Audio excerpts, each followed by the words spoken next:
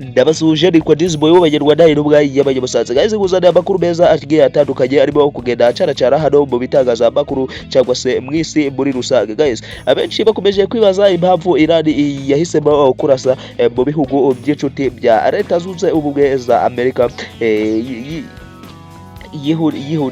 yihemura ku bitero byishe abayobozi benshi itayira ni mu gitondo cya tariki ya 28 Gashyantare 2026. Ibi bihugu byo mu burasirazuba bwo hagati bibamo ibirindiro byinshi by'ingabo za Amerika bicumbitsemo ingabo zirenga ibihumbi 60. Iran ibona ko ibaye bihungabanyije cyaba ari igisubizo gikomeye yaba itanze ku baturage cyangwa se ku gihugu cya Iran. Soba inkuru yose irambuye hano ku Rumuri TV 250 cyangwa se inkuru uyisange ku kinyamakuru igihe.com. Ndabakunda cyane, nitwa Dizboy w'Abanyarwanda, mudukande subscribe, mudukundisha abantu benshi cyane.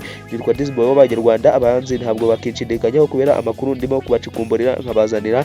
Nitwa Dizboy, ciao ciao.